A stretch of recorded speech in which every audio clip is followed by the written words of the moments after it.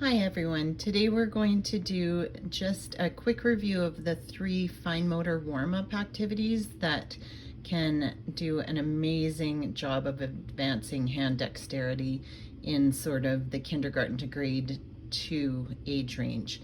They can be done as just a warm-up where the students have materials at their desk, and students, once they've sort of learned the nuts and bolts of it, can usually do it as about a 2 to 3 minute warm-up fairly independently. The key issues are looking at 3 different activities, one being translation, which is the ability to bring small items from fingertips to palm and back, and also while stabilizing another.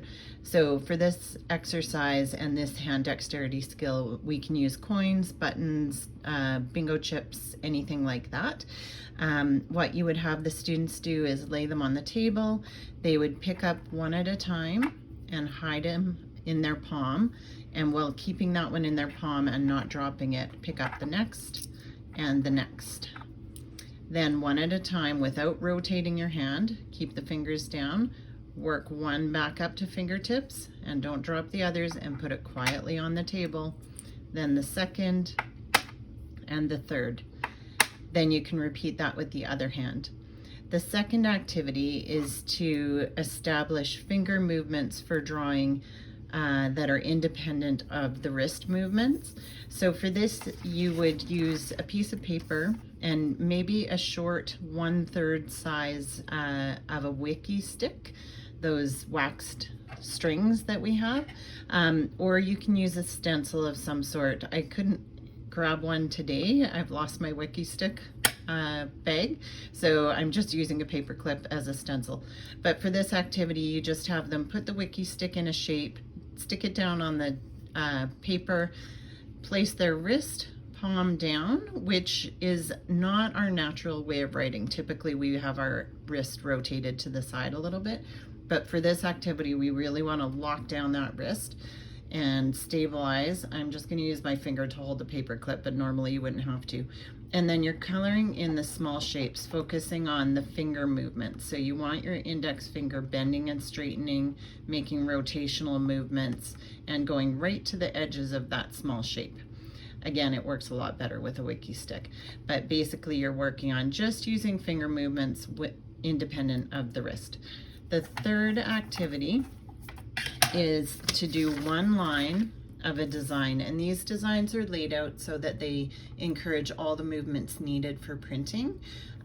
You don't need to do all of them every day. Typically I have the students just do one maybe on the back page of a printing book that they're going to be moving to work in with you. Just pick a page and let it be their line page. So for the first one, you're going top to bottom lines, so touching the top line, drawing down, always in a top to bottom movement, and stopping at the next line down. And you just make it like grass across the page. You may have students stay on that for a few days straight so that they get that movement and the start stop, and they're using a top to bottom direction with it being finger movements rather than wrist movements. So again, top to bottom. Then you would move on to circles that begin with a C. So doing a C shape and closing it to be a circle, and you want them to be touching the top and bottom lines with that. And then you can see the remainder. There's up down zigzags, over under waves, continuous cursive I's, continuous cursive M's, continuous cursive L's or E's, and again continuous cursive C's. So you'd progress through those as the kids master them and get those finger movements going efficiently. So you may need to wander and sort of check on them as they do their warm-ups and let them know when they're ready to move on, or have them just ask you to watch, and then you can see how their movements are coming along. So again, for classrooms that use this routinely, it can be a 2 to 3 minute warm-up. The coins and the putty or the Wikki Stix can stay in a baggie in their desk, and a single piece of lined paper works, or if you'd like to use a page at the back of a writing book or a journal, that's just fine as well. I hope it goes well. If you have any questions at all, don't hesitate to email me.